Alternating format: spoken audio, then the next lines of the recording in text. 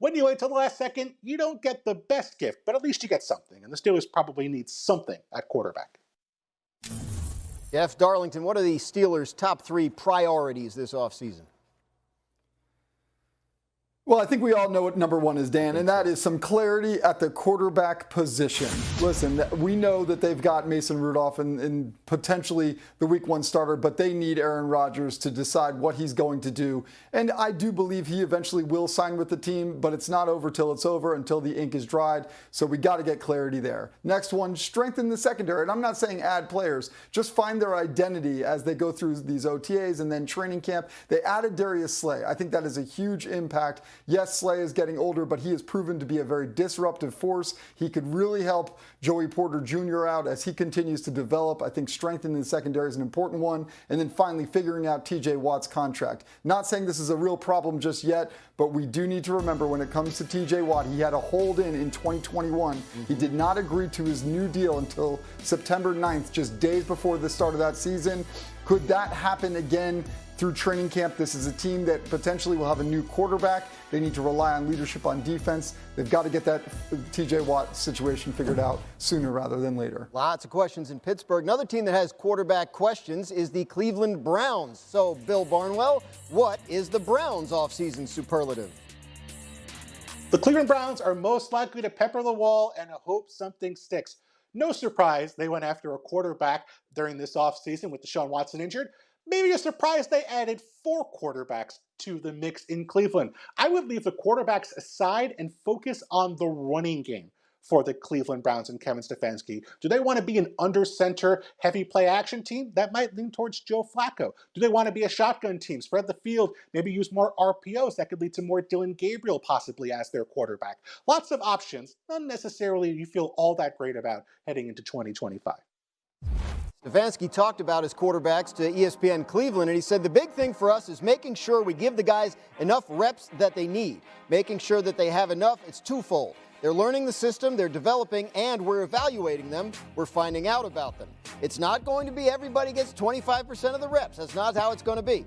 We want to give everybody enough reps where we can learn more about them and prepare them to get ready to play. So, Tim Hasselbeck, obviously the quarterback position will be where most of the focus is on the Browns this offseason, but give us 3 priorities for them as we head into the summer. Well, let's look at, their best player. Myles Garrett was asking for a trade. Things obviously calmed down with a new deal, but is everyone all in? When your biggest leader is saying he wants out, how does that affect your locker rooms? I think that's a big factor. You talk about the offense and the quarterbacks. Well, they have a new offensive coordinator in Tommy Rees. What impact is that going to have? Kevin Stefanski's an offensive coach. You think about what's happened in Baltimore. Todd Monken comes in.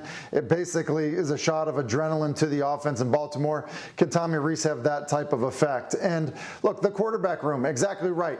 There's 4 guys. It sounds great to say 25% for all guys, but truth is you don't do it that way. You're getting somebody ready to play the season, and in pretty short order, somebody emerges as the guy that's most prepared to help you win week 1. And so you're not giving your 4th quarterback that may not even be on your roster 25% of the snaps at that point. So it's a crowded quarterback room, managing that, and if in fact all 4 guys legitimately have a shot to be the guy, is something that's not easily handled. It can also impact your locker room, your football team, with how it is handled, how those guys interact with their teammates because of it. And so, I think those are the main factors for Cleveland as they kick things off.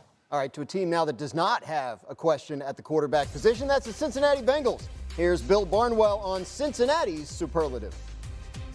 The Cincinnati Bengals most likely to hope their biggest problem just kind of forgets about being mad. Of course, that's Trey Hendrickson, the star edge rusher, who has requested a trade or a new extension. The Bengals have not managed to do either so far. Hendrickson created 26 sacks last season for himself and his teammates. No one else in the NFL topped 14.5. He was out on an island, and the Bengals need him to compete. The problem is the price now for a top edge rusher up over $40 million after Myles Garrett signed his extension. So for the Bengals, no better time to sign him than now. That is the big question, still remains in Cincinnati. RC, what are the 3 biggest Bengals priorities this summer?